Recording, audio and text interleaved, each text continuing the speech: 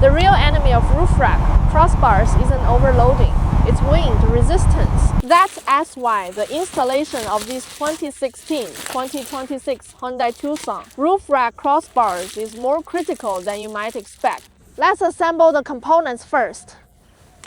This is the toolkit. You can complete the assembly by following the instruction manual. These are the 4 base feet and 2 aluminum crossbars.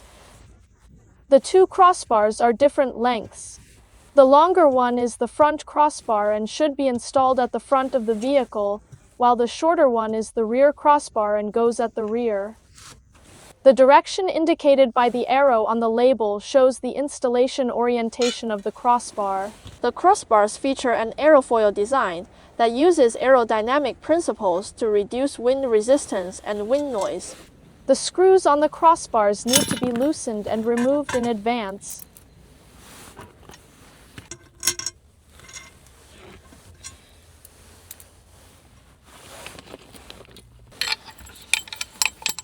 Each base foot has a label. R indicates the right side, and L indicates the left side. The lockable base feet design ensures secure anti-theft protection.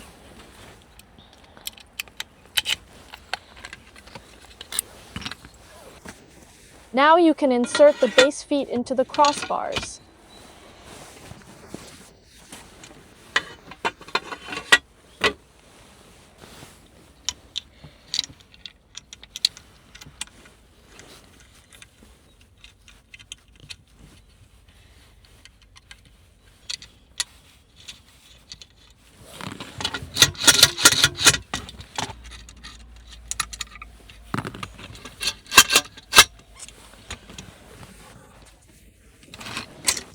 By the way, the 2 screws on each base foot also need to be loosened in advance.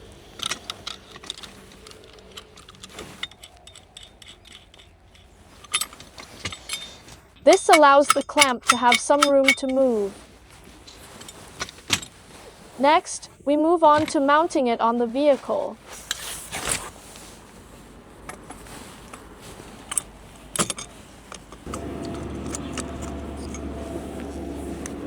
When speeds exceed 70 miles per hour, the crossbars face not just downward load, but constant wind resistance and high-speed vibration. These forces are transmitted from the crossbars to the base feet and then into the vehicle body. First, we confirm the position of the aluminum crossbars on the roof rails, making sure they are left-right symmetrical and properly spaced front to back, so wind resistance can be evenly distributed while driving. Next, make sure the base feet sit fully flush on the roof rails, with no gaps at all. Any gap will be repeatedly pulled by wind resistance at high speeds, and over time, this is where loosening will begin. When securing the crossbars, don't tighten just one side, alternate between left and right and tighten gradually to ensure the crossbars won't be pulled out of alignment under high-speed loads. The screws connecting the base feet to the crossbars also need to be tightened.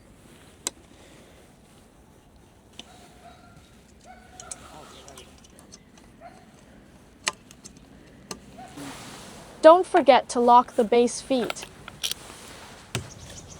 After installation, perform a manual check, simulating the directions of force the aluminum crossbars may experience during high-speed driving.